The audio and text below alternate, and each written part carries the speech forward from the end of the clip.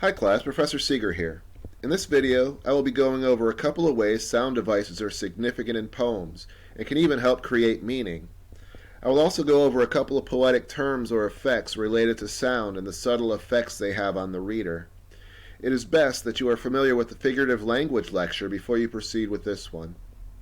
So please, remove yourself from all distractions. Make sure you have a pen and a pad of paper to take notes during the presentation. And as always, if I go too quickly, please feel free to stop and rewind as often as you need to. Cheers! Elements of sound are often the most difficult things to analyze in a poem. Typically, if students do bring up elements of sound in a paper, they might identify alliteration in a poem and move on, or note the rhyme scheme, but neglect to discuss why it matters. Remember, most analysis papers avoid discussing the sounds of poetry and do just fine. However, if you are able to identify and discuss the effects of elements of sound in a poem, you will be able to show a more subtle and sophisticated understanding of poetry, and it opens up any poem to another layer of meaning. English teachers are usually impressed with that kind of stuff. Poetry and music have quite a bit in common. Most contemporary music has lyrics with many poetic elements. When you look up the lyrics to one of your favorite songs online, you'll notice quickly that those lyrics are presented as poetry, with line breaks and other poetic elements like meter, metaphor, and personification. It's no accident that the words to songs are called lyrics. Both poetry and music are meant to be experienced and heard. However, unlike songs, poems must carry their music and rhythm completely inside the words the poet chooses. Sure, the music of poetry is a bit more subtle than a face-melting guitar solo, but it is still a powerful element in any poem. The rhythm is the backbeat, the sounds are the melody, all of it adds up to the music of a poem. Ideally, the images, subject, and theme of the poem are connected to that soundtrack and add up to an overall experience of language and meaning. Since poems are meant to be heard aloud, the sound must be important, right? Right. What sound does the rain make? Onomatopoeia is when a word imitates the sound that word makes, just like in the word raindrop. But when we think about it, there are numerous different sounds for rain, in nature and in literature. Some of the variety depends on the type of rain and what it lands on. However, another large part has to do with the speaker's attitude towards the rain. This can reveal a lot about a speaker. It can also hint at themes or the tone of a work of literature. However, those sounds, in part, are also up to the listener. Typically, literature is a collaboration between the author and the reader in order to create meaning. So interpretation of these sorts of sounds are often a balance between a reader's personal experience and the cultural and literary context of the sound. Words aren't just sounds, though. It is certainly more important to know the meaning of words.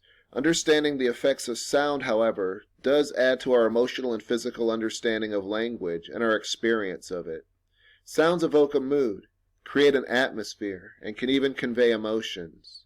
Sounds surround us and are representative of other things. Even silence gives us information.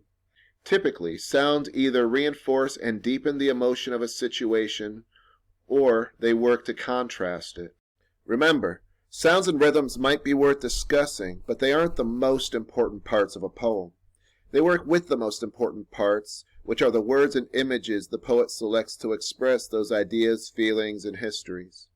Poems are concerned with conveying things which are difficult to convey: emotions, moments, images, feelings, etc. All of these things work together with other elements like theme, diction, and figurative language. They lend to our experience of a poem, but don't form it by themselves. When elements of sound stick out as significant to how you, as a reader, experience or understand a poem, then you have to talk about them, and it's important to know the right words. Sounds in poetry take the form of rhythm, rhyme, and repetition.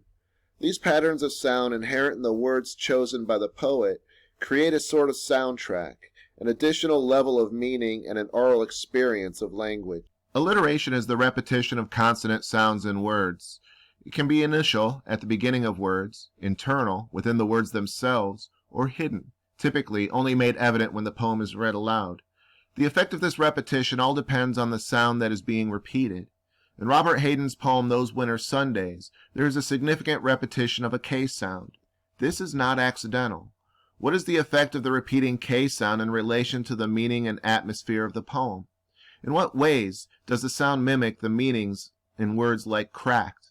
The K sound seems to create a harshness, perhaps to reflect the brutal sharpness of the morning cold and the coldness of the father.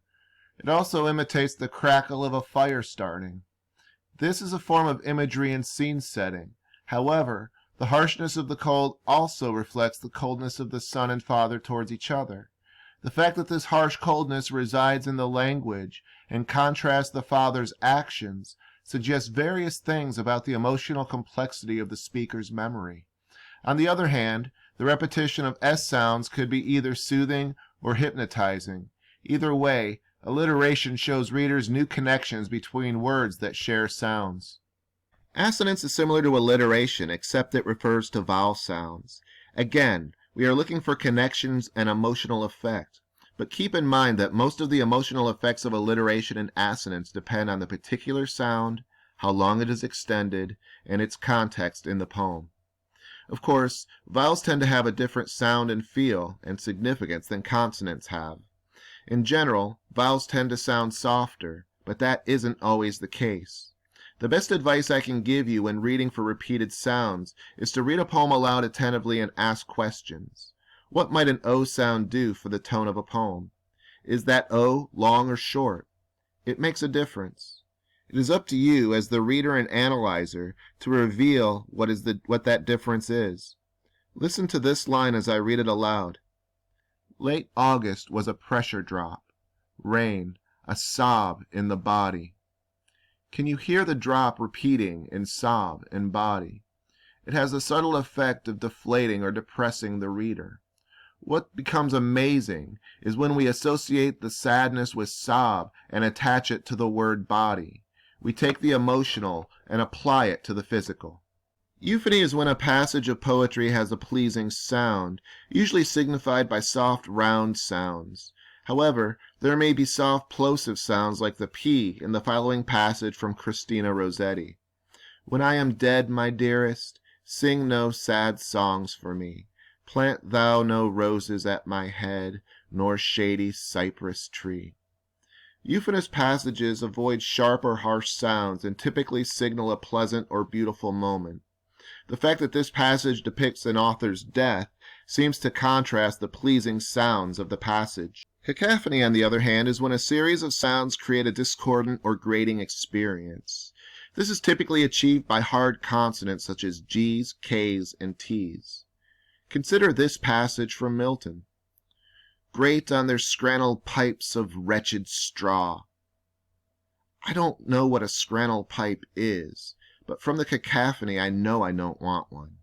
Cacophonous sounds typically signify danger, conflict, or disharmony. It is true that identifying euphony and cacophony is not an exact science.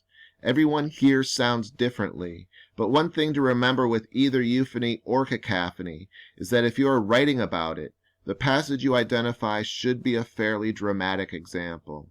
And of course, you absolutely must discuss and justify why those sounds are important to your experience and how it connects to other elements of the poem. Many readers struggle with discussing elements of repeated sounds. Part of this is because to examine elements of sound, like alliteration and assonance and onomatopoeia, you must also reflect on how the passage affects you emotionally.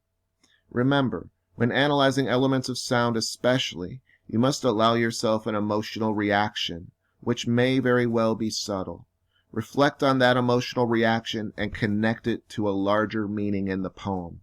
It's good practice in poetry analysis and life to apply logic and meaning to emotional reactions. And the more you do it, the better you get at it. This is the end of part 1 of the Sound as Meaning lecture. Please proceed to part 2. Beep!